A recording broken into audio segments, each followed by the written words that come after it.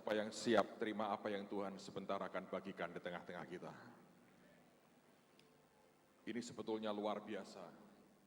Izinkan dengan singkat beberapa menit ini saya menjelaskan secara global. Tolong Anda perhatikan baik-baik. Sebab kalau tidak, Anda akan kehilangan segala sesuatunya. Gudang-gudang perbendaharaan surga sudah dibuka. Banyak pendoa sudah memberitahu kepada kami, bahkan sekian bulan yang lalu, bahwa peristiwa ini akan terjadi. Tentu kami mendoakan, kami menggumulkan, setiap kali kami bertemu, kami mendoakan lagi. Untuk sampai kepada hari ini, harganya mahalnya luar biasa. Tuhan menggambarkan kami seperti kayu yang habis keluar dari api, seperti puntung yang sebetulnya sudah hampir habis dimakan api. Tapi oleh karena anugerah Tuhan, kita sampai pada hari ini. Ada gudang-gudang persenjataan Tuhan sudah dibuka. Dan banyak pendoa sudah melihat juga akan gudang-gudang yang terbuka. Mereka bahkan berkata, ada senjata-senjata yang belum pernah mereka lihat sebelumnya. Karena waktu hari ini semuanya akan diberikan. Ada jubah-jubah, gudang di mana jubah-jubah, mantel-mantel disimpan, dibuka Tuhan hari ini. Hampir semua adalah mantel-mantel yang pernah dipakai oleh orang-orang pendahulu kita. Orang-orang kudus dari zaman ke zaman. Dan rupanya ada cukup banyak dari mantel-mantel itu yang belum bisa turun sampai dengan hari ini. Karena untuk mendapatkannya, harganya mahalnya luar biasa. Dan gereja lebih cenderung untuk bersenang-senang daripada mau dan sedia bayar harganya. Ada gudang pengurapan Tuhan yang luar biasa. Akan Tuhan buka di tengah-tengah kita dan sudah dibuka. Dalam beberapa menit lagi akan mulai dibagi. Ada gudang-gudang kebutuhan kelengkapan yang lain untuk kita hidup di dunia. Semua sudah dibuka. Saudara mendengar tadi Pak Yusak berkata, dulu tidak boleh terima ratusan juta. Hari ini beliau membagi ratusan juta sebetulnya. Dari mana tahu saya pernah dapat bagian, saudara.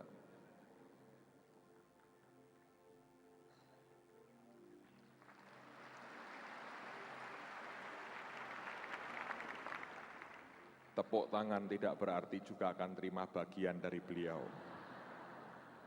Tapi terima kasih bagaimanapun juga.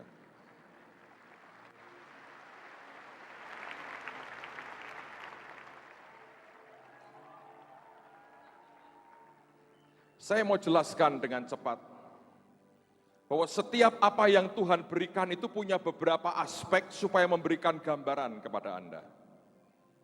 Misalnya Tuhan memberikan senjata. Senjata tetap dua macam.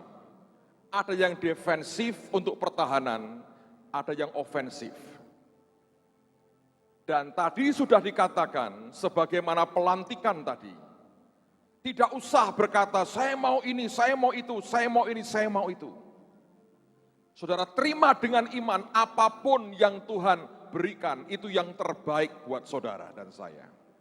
Sebab Tuhan paling mengerti kebutuhan kita hari ini. Alkitab berkata tentang ketopong, baju sirah, perisai, semua itu sifatnya defensif.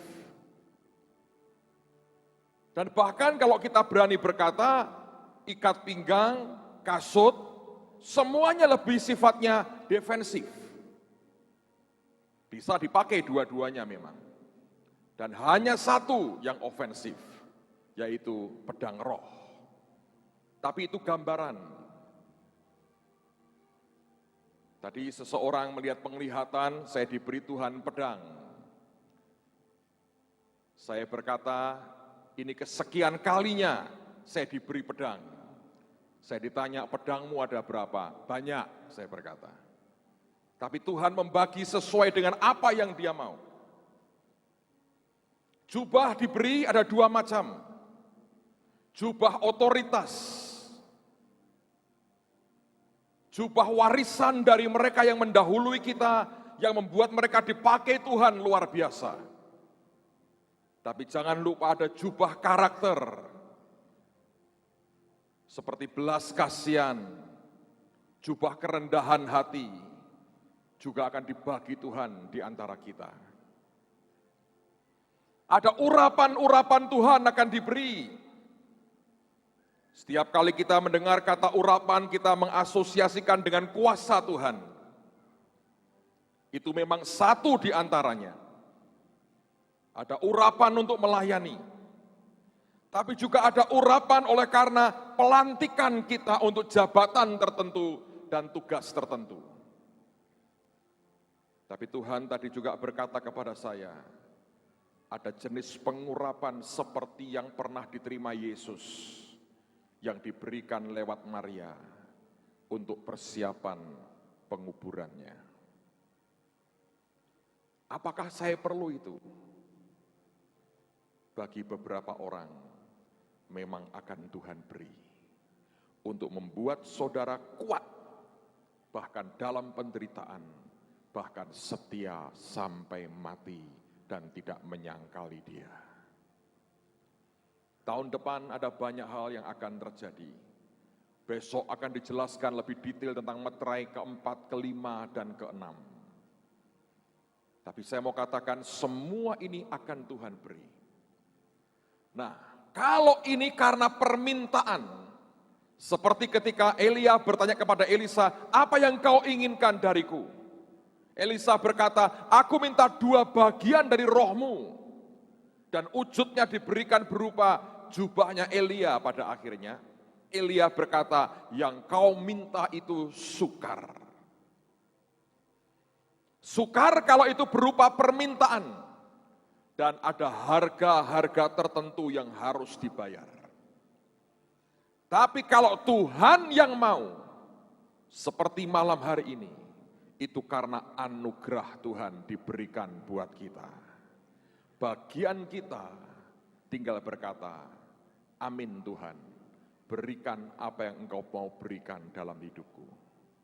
Setelah pulang, Anda mungkin tidak berasa apa-apa. Tapi sekian waktu berjalan, tiba-tiba Anda sadar ada sesuatu yang berubah dalam hidupmu.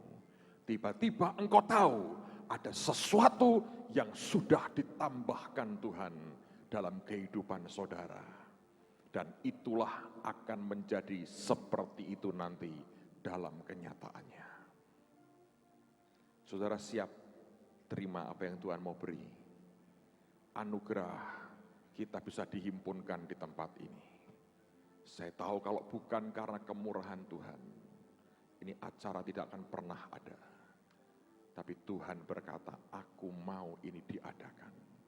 Karena Anda dikasihi Tuhan. Dan karena bangsa ini dicintai Yesus luar biasa. Mari berdiri sama-sama saudara. Saudara, perhatikan baik-baik. Nanti kami akan melayani bersama. Saudara mungkin melihat sesuatu yang saling tumpang tindih dan tidak beraturan, tidak masalah. Anda tinggal di tempat saja. Kalau ada dari hamba-hamba Tuhan nanti yang mungkin mendekati saudara, menumpangkan tangan atau berbuat sesuatu, atau memanggil saudara, kalau engkau dipanggil baru engkau maju ke depan, didatangi, tumpangi tangan oleh mereka, Anda ditumpangi tangan. Kalaupun tidak, di tempat masing-masing karena yang memberikan ini Tuhan sendiri. Kami hanya melakukan yang harus kami lakukan.